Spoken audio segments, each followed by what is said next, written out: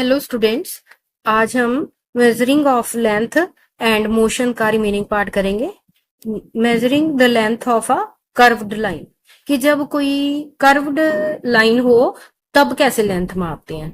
Anish and his parents fixed electric string lights on the arches of the veranda of their house. तो अनीश और उसके parents ने जो घर की वेरांडा था वहां की आर्चेस पे ये लाइट्स जो है वो लगवाई for a celebration at home, क्योंकि उनके घर में सेलिब्रेशन थी। How would they have measured the required length of the string lights, तो उन्होंने कैसे ये मापा होगा कि कितनी स्ट्रिंग की जरूरत होगी, स्ट्रिंग लाइट्स कितनी लेंथ चाहिए हमें अपने घर को डेकोरेट करने के लिए। In the case of a curved line, measurements can be made with the help of flexible measuring tape. तो जब भी किसी कर्व्ड लाइन को मापना होता है उसकी लेंथ, तो उसको फ्लेक्सिबल मेजरिंग टेप से मापा जाता है, और by using a thread as shown in figure, या फिर किसी थ्रेड की हेल्प से भी उसको माप सकते हैं। जैसे ये कर्व्ड स्ट्रिंग है, इसकी लेंथ देखनी है तो थ्रेड से हम इसको माप सकते हैं। पहले ऐसे सीधा टच करवा के उसकी लेंथ को ऐसे करते, तो फिर उसको सीधा करके धागे को उसकी लेंथ को मापा जा सकता है। The thread can then be straightened and its length can be measured using a metre rod. फिर उस धागे को सीधा करके मीटर रॉड की हेल्प से, मीटर स्केल की हेल्प से उसकी लेंथ को माप सकते हैं। डिस्क्राइबिंग पोजिशन, कि किसी चीज की पोजीशन का पता लगाना। One day the teacher informs her students that she has planned an educational visit to a nearby garden, कि एक दिन टीचर ने स्टूडेंट्स से बोला कि एक गार्डन में हमने जाना है एजुकेशनल विजिट के लिए। She asks the students to reach there directly in the morning, और टीचर ने बोला कि आप सीधे ही वहां गार्डन में पहुंच जाना। Deepa and her friends start discussing whether the garden would be closer than their school or farther. और ये जब टीचर ने बोला तो सभी बच्चे आपस में डिस्कस करने लगे कि क्या ये गार्डन हमें दूर पड़ेगा अपने घर से या नजदीक पड़ेगा। तो तस्नीम एंड पद्मा से that the garden would be closer, तो तस्नीम एंड पद्मा ने बोला कि ये जो गार्डन है ये क्लोजर है, नजदीक है। While Deepa and Anish feels that the school would be closure, Deepa और अनीश ने बोला कि ये जो स्कूल है ये नजदीक है। Hardeep thinks that both would be almost at the equal distance, Hardeep ने ये सोचा कि दोनों का ही डिस्टेंस जो है वो मेरे लिए इक्वल है। तो ये पिक में देखो, जैसे तो ये गार्डन है, तो ये अलग अलग बच्चों के घरों की पोजीशंस बताई हुई है। ये स्कूल है, ठीक है, ये दीपा का हाउस है, अनीश का हाउस है, Hardeep house, Tasneem house, Padma's house, और ये गार्डन। और पद्मा को ये गार्डन सबसे नजदीक लगता है, ठीक है, और जो तस्नीम को उससे थोड़ी दूर, हरदीप को उससे थोड़ी दूर, अनीश को उससे थोड़ी दूर, और दीपा को सबसे दूर। क्यों? क्योंकि उन्होंने जो अपने घर को रेफरेंस पॉइंट बनाया, इसकी बजाय अगर वो स्कूल को रेफरेंस पॉइंट जो है वो बनाए तो फिर जो है सबका जो है वो अलग अलग जो है रिजल्ट आएगा। तो रेफरेंस पॉइंट जो है किसी भी डिस्टेंस को मापते टाइम बहुत मायने रखती है। Who do you think is correct, कि इनमें से कौन सा बच्चा करेक्ट है? All of them are correct, सभी करेक्ट हैं। Then why are their observations different, तो फिर की ऑब्जर्वेशंस क्यों अलग है? They are locating the distances of school and garden from their houses. क्यों? क्योंकि वो ये जो डिस्टेंसेस है स्कूल का और गार्डन का, वो अपने हाउसेज से जो है वो नोट कर रहे हैं। If instead each of them had thought of distances from the same object or point, say the bus stand, then their observations would have been the same. इसकी बजाय अगर वो एक ही पॉइंट से डिस्टेंस को मापे, जैसे बस स्टैंड है, तो फिर उन सबकी ही जो ऑब्जर्वेशंस है वो सेम होंगी। When distance is stated with respect to a fixed object or point, then this point is called reference point. Reference point क्या होता है? जब कोई भी जो डिस्टेंस है उसको किसी फिक्स्ड ऑब्जेक्ट के हिसाब से बताया जाए तब उस पॉइंट को रेफरेंस पॉइंट कहते हैं। A few days later, Hardeep tells his friends excitedly, "Let us all go to the playground." कुछ दिन के बाद ही हरदीप ने अपने फ्रेंड्स से कहा बहुत उत्सुक होके कि आओ प्लेग्राउंड चलें। The sports teacher wants us to help her to draw lines with chuna powder. और उसने कहा कि जो स्पोर्ट्स की टीचर है वो चाहती हैं कि हम चूने के पाउडर से लाइंस को ड्रॉ करें, लाइमस्टोन पाउडर से, for making the kabaddi court, ताकि कबड्डी का कोर्ट तैयार हो फॉर द स्पोर्ट्स डे की तैयारी के लिए। Padma, we will need a longer measuring tape. Padma ने बोला कि इसके लिए हमें एक मेजरिंग टेप चाहिए। Let us take it from the sports room. तो चलो इसको स्पोर्ट्स रूम से ही लेके चलते हैं। Deepa, let us first decide the point on the ground from which we will measure the distance to start the drawing the lines। अब जब वो बच्चे पूरे ग्राउंड में पहुंच गए तो दीपा ने कहा कि हमें पहले क्या है, एक डिस्टेंस से मापना करना पड़ेगा जहां से हमने लाइंस को ड्रॉ करना है। Let us call this our reference point, कि हम इसको जो है अपना रेफरेंस पॉइंट ही कहेंगे। जैसे ये पिक्चर में सबसे पहले एक रेफरेंस पॉइंट रखा जाता है, उस रेफरेंस पॉइंट के अकॉर्डिंग ही जो है वो पूरी लाइंस ड्रॉ की जाती हैं, तभी कोर्ट जो है वो बनता है कबड्डी का। After a few days Padma was travelling by bus to visit her grand parents in Delhi. कि कुछ दिन के बाद पद्मा जो है वो बस के द्वारा अपने दादा दादी के पास जा रही थी दिल्ली में। She was eager to reach Delhi, वो दिल्ली पहुंचने के लिए बहुत उत्सुक थी। And was reading the kilometre stones on the side of the road. और साइड पर जैसे ये नजर आती हैं स्टोन्स, उनके ऊपर डिस्टेंस लिखा होता है, तो वो इनको रीड कर रही थी। On one of the kilometre stones it was written Delhi 70 kilometre, और वहां पे दिल्ली 70 किलोमीटर लिखा था। Further on the next kilometre stone read Delhi 60 kilometre. अगले जब स्टोन आया वहां पे 60 किलोमीटर लिखा था। Each kilometre stone indicated that she was getting closer to her grand parents house. और ये सभी जो स्टोन है ये इंडिकेट कर रहे थे कि वो अपने दादा दादी के घर के पास अब पहुंचने वाली है, यानी दिल्ली के नजदीक है। These kilometer stones indicated her distance from Delhi।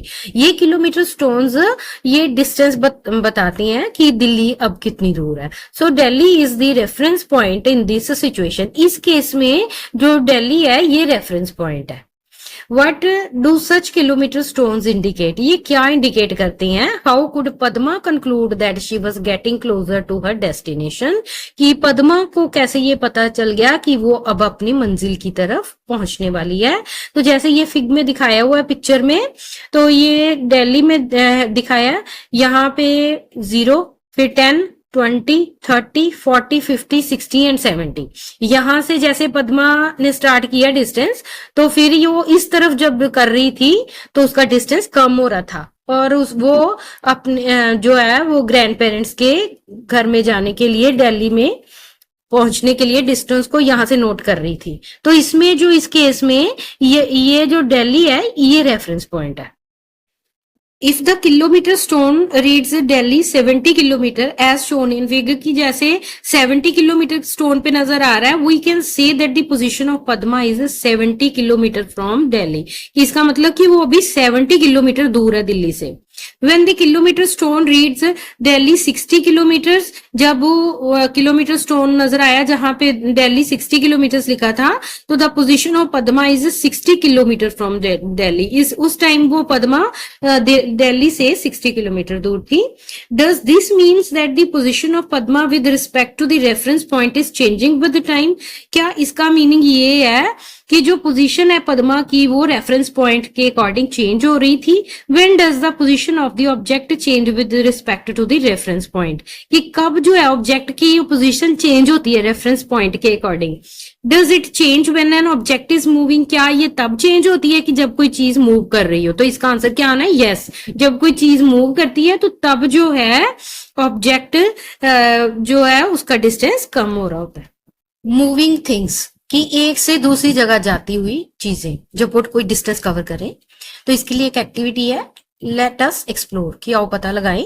Look around and prepare a list of 5 objects, कि कोई 5 ऑब्जेक्ट्स जो है उसकी लिस्ट से तैयार करो और दैट आर इन मोशन, जो कि मोशन में हो, and 5 objects that are at rest, और 5 ऑब्जेक्ट्स ऐसी उनकी लिस्ट तैयार करो जो रेस्ट में हो। रिकॉर्ड योर ऑब्जर्वेशंस, उनकी ऑब्जर्वेशंस को रिकॉर्ड करो। Think about how you decided weather an object was in motion और एट रेस्ट, और ये डिसाइड करो कि आपने कैसे उस चीज को कहा कि ये मोशन में है और कैसे आपने किसी चीज के बारे में बोला कि वो रेस्ट में है। उसके लिए जस्टिफिकेशन, राइट योर एक्सप्लेनेशन, उसके लिए आपने जस्टिफिकेशन या एक्सप्लेनेशन लिखनी है। तो यहाँ पे एक टेबल है, ऑब्जर्विंग थिंग्स अराउंड यू।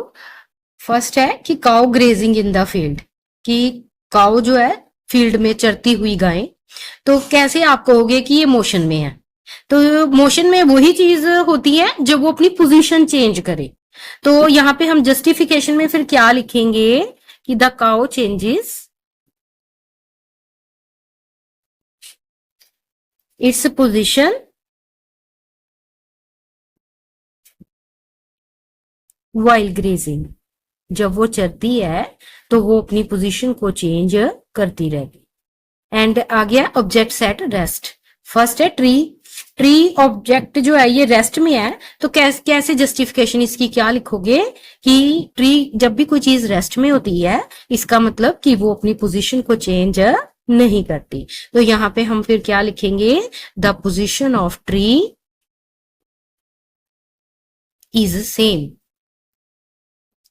कि वो वही रहता है जहां पे है। इसमें आप कोई भी एग्जांपल्स लिख सकते हो, जैसे बस, कोई बस मूव कर रही है, बस मूविंग ऑन रोड है। अब इस केस में जस्टिफिकेशन में क्या लिखोगे कि ये कैसे आप कहोगे कि बस मूव कर रही है? तो इसका मतलब कि जो बस है वो एक प्लेस से दूसरे प्लेस की तरफ जा रही है। The bus moves from one place to another, तभी हम कहेंगे कि वो मोशन में है। ट्री में यहाँ पे रेस्ट में थी। अब यहाँ पे आप कोई और भी एग्जांपल लिख सकते हो, जैसे पोल है, तो पोल को अगर रेस्ट में है तो कैसे कहोगे कि ये रेस्ट में? क्या जस्टिफिकेशन लिखोगे कि पोल जो है वो एक ही जगह रहता है, the pole remains at a same position, एक ही पोजीशन पे रहता है, इसलिए हम कहते हैं कि जो पोल है वो रेस्ट में। नेक्स्ट है, और कोई एग्जांपल्स लिख सकते हो, जैसे boys walking on road.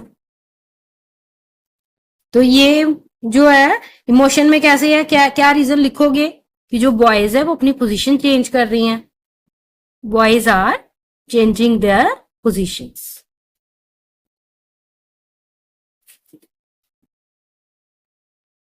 While moving, walking, जब वो वॉक कर रही हैं तो अपनी पोजीशंस को भी चेंज कर रही हैं।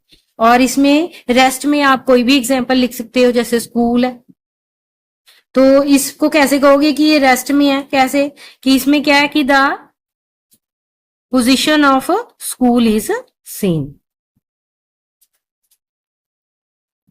रिमेन्स सेम, एक ही जगह रहता है, इसलिए हम कहते हैं कि वो स्कूल जो है बिल्डिंग रेस्ट में है। नेक्स्ट है कि कोई और एग्जांपल, जैसे वैन है, वैन मूव कर रही है रोड पे, वैन मूविंग ऑन रोड। तो कैसे कहोगे कि ये मोशन में है? क्या रीजन लिखोगे? The van is changing its position, वो अपनी चेंज करती है पोजीशन। और इधर आप कोई भी एग्जांपल लिख सकते हो, जैसे होम है, ये रेस्ट में है, कैसे लिखोगे? क्या रीजन कि the position of home is same,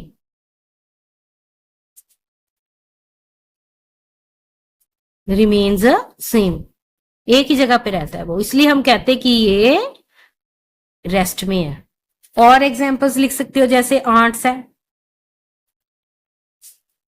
moving ants, चींटियां जब चलती हैं तो कैसे कहोगे कि वो चल रही हैं, मोशन में है, कि ants are changing their positions.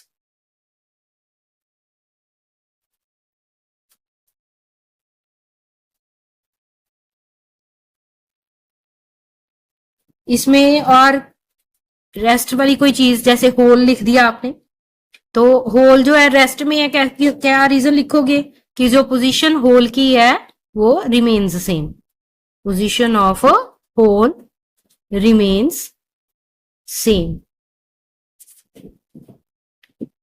और कोई एग्जांपल्स, जैसे गर्ल्स रनिंग अ रेस, कि गर्ल्स जो है एक रेस लगा रही हैं, तो ये मोशन में है, तो इसके लिए रीजन आएगा कि जो गर्ल्स हैं दे आर चेंजिंग पोजीशन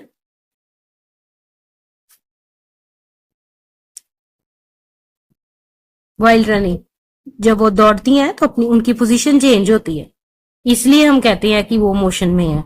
और रेस्ट में आप कोई भी चीज लिख सकते हो, जैसे चेयर है, चेयर को कैसे रेस्ट में क्या रीजन लिखोगे कि the chair position is fixed, remains same, ऐसे लिख सकते हैं। तो इसमें आप कोई भी एग्जांपल अपने आप फिल कर सकते हैं। Compare and analyse your justification, कि कंपेयर करो और उसको ध्यान से एनालाइज करो अपनी जस्टिफिकेशन को, जो आपने रीजन बताया।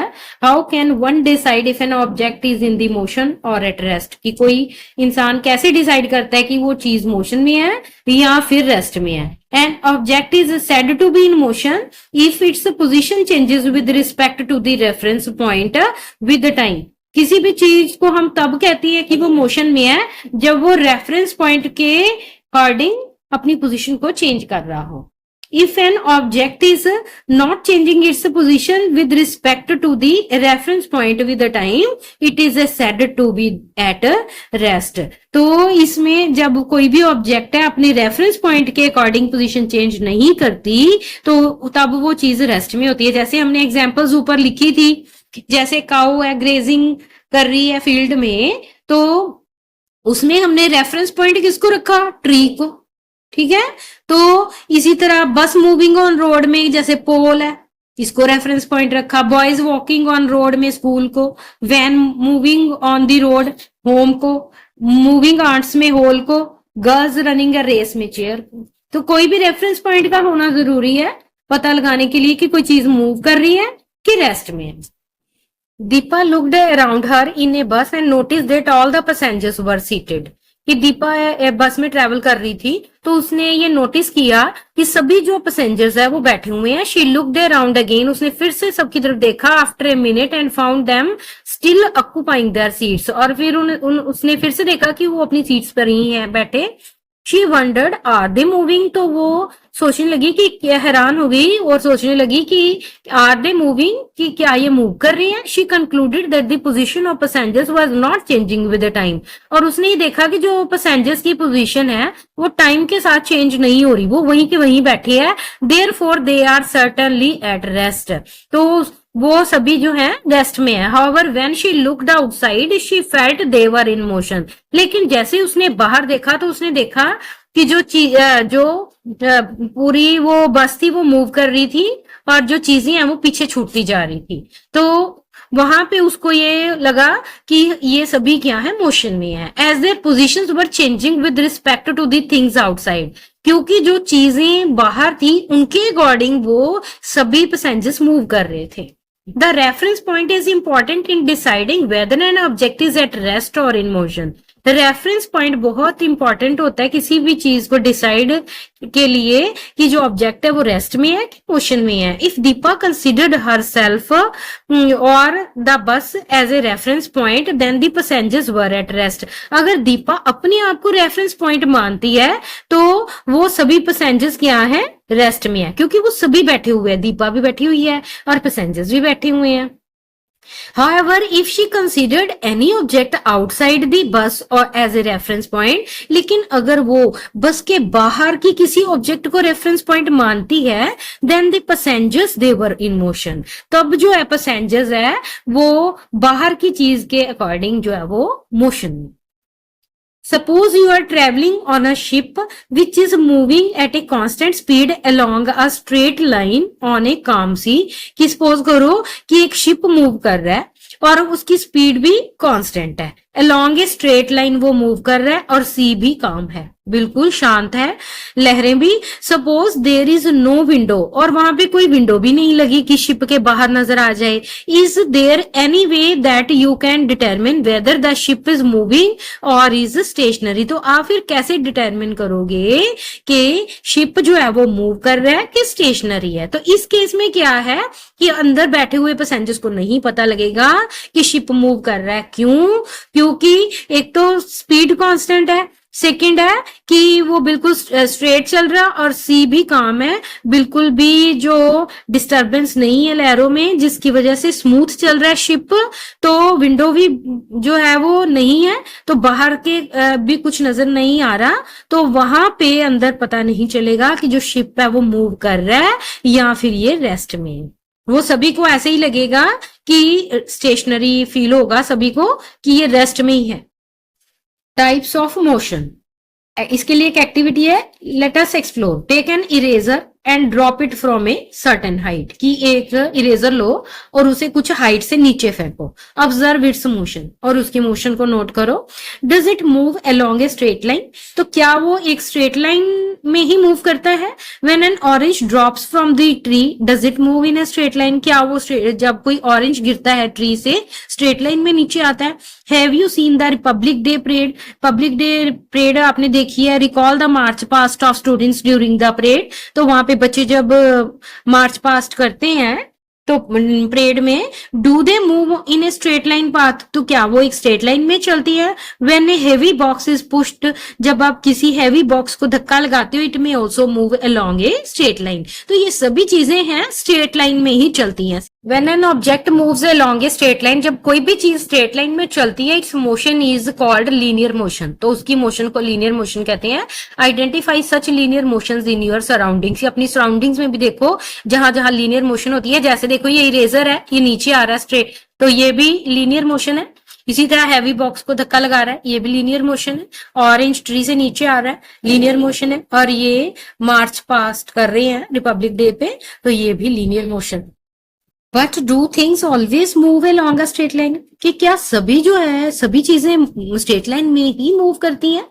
You might have enjoyed playing on the swings, आपने स्विंग्स पे भी जो है झूले लेते हो आप, एंड मेरी गो राउंड पे भी जाते हो। और these types of motion also linear motion, क्या वो मोशंस भी लीनियर है? तो इसमें आना है नो, वो लीनियर मोशंस नहीं है। जो मैरी गो राउंड में जो चीज है वो स्ट्रेट लाइन में नहीं होती, आप मूव नहीं करते स्ट्रेट लाइन में, और इसी तरह स्विंग में भी आप स्ट्रेट लाइन में मूव नहीं करते।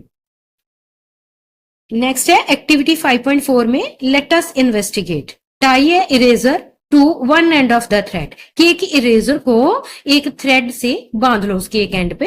Hold the other end of the thread with your hand and whirl it, और दूसरे हैंड से थ्रेड को पकड़ो और उसको वर्ल करो, घुमाओ उसको। ऑब्जर्व इट्स मोशन, उसकी मोशन को नोट करो। Is the motion of the eraser the same as that of merry go round, तो क्या उसकी मोशन मैरी गो राउंड जैसी ही है? When an object moves along a circular path, it's motion is called circular motion. जब कोई भी object circle में घूमती है तो उसकी मोशन को सर्कुलर मोशन कहते हैं। जैसे ही बच्चा, इसने इरेजर जो है धागे के एक साइड पे बांधी हुई है और उसको घुमा रही है, तो पूरा सर्कल में ये मूव कर रहा है इरेजर, तो ये सर्कुलर मोशन है। इसी तरह ये मैरी गो राउंड में भी जो बच्चे हैं ये सर्कल में घूम रही हैं, तो ये भी सर्कुलर मोशन है।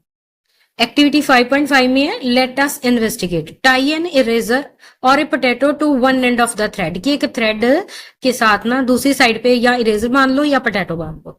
Hang the eraser by holding the other end of the thread, और दूसरे साइड से थ्रेड को पकड़ लो। कीप योर हैंड स्टेडी, और अपना हाथ जो है वो बिल्कुल स्टेडी रखो, बिल्कुल नॉर्मल रखो। Using the other hand take the eraser slightly to one side and then release. अब क्या है कि एक हाथ से दूसरे हाथ से आपने क्या करना है कि उस इरेजर को पकड़ के और जो है फिर जोर से छोड़ देना है उसको। Does it start moving to and fro, क्या ये मूव करना शुरू हो जाएगी आगे पीछे?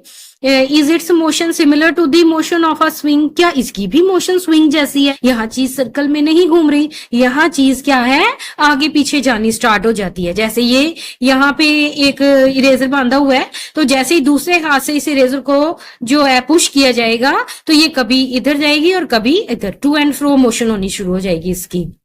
इसी तरह स्विंग में भी ऐसे ही है, पीछे से जब उसको पुश किया जाता है तो वो टू एंड फ्रो मोशन हो जाती है उसकी। When an object moves to and fro about some fixed position, its motion is called oscillatory motion. तो ऐसी मोशन को ऑसिलेटरी मोशन कहती हैं जब कोई भी ऑब्जेक्ट जो है आगे पीछे चले एक फिक्स्ड पोजीशन के आसपास।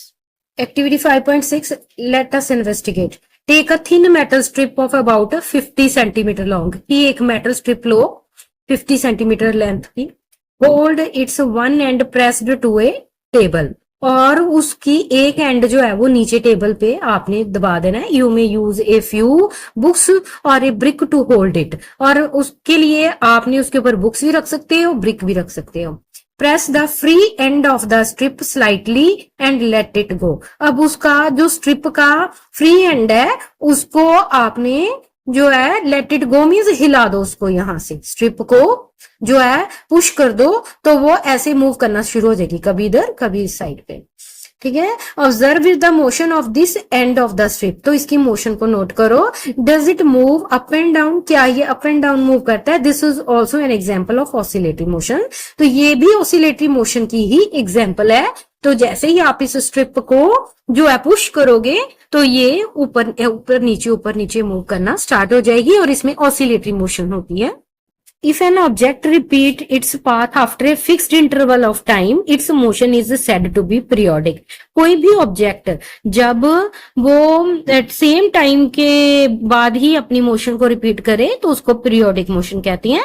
When an object is in the circular motion, it moves along the circular path again and again. जब कोई चीज सर्कल में मूव करती है तो वो बार बार सर्कल में मूव करती है।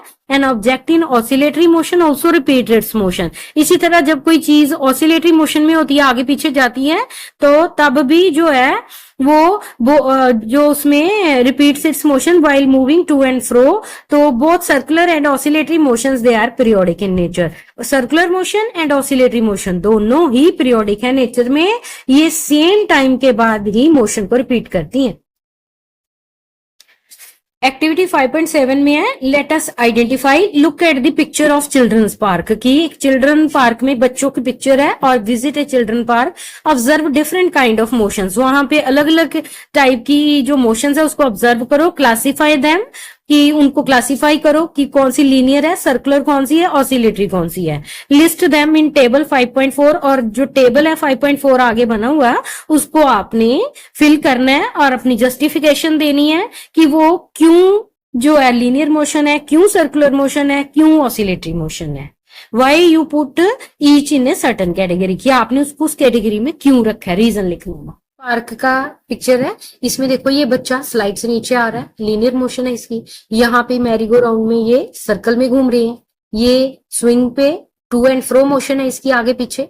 ठीक है, तो ये स्किपिंग कर रहा है, सर्कुलर मोशन है इसकी। ये बच्चा जो है ये लैडर को पकड़ रहा है। ठीक है, तो ये इसमें जो लीनियर मोशन आएगी, तो इसमें हमने जो इसमें क्या है, ये नीचे और ऊपर ये ऑसिलेटरी मोशन आएगी। तो अब हमने इसको बॉक्सेस में फिल करना है। स्विंग फर्स्ट है, तो स्विंग में जो इसमें स्विंग में ऑसिलेटरी मोशन होती है। ठीक है, क्यों ऑसिलेटरी मोशन है, मूविंग टू एंड फ्रो करता है जब उसको पुश करते हैं बच्चे को। नेक्स्ट है कि मैरीगो राउंड,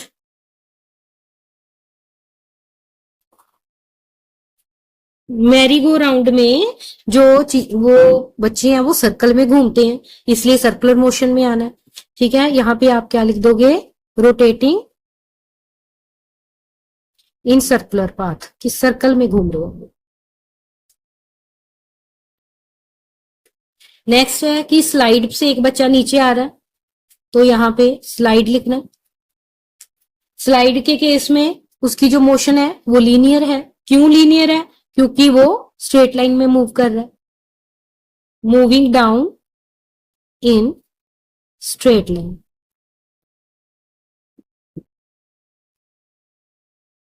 ठीक है, आगे एक बच्चा जो है वो लैडर के ऊपर क्लाइंब कर रहा है,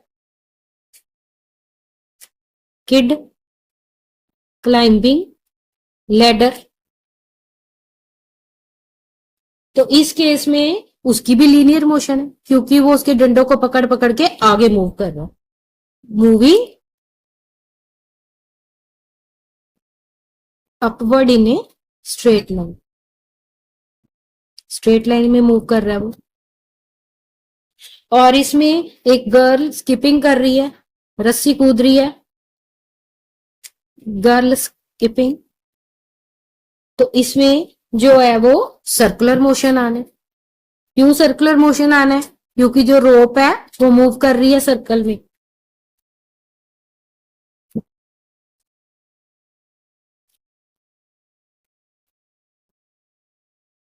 तो ये है आज की हमारी वीडियो।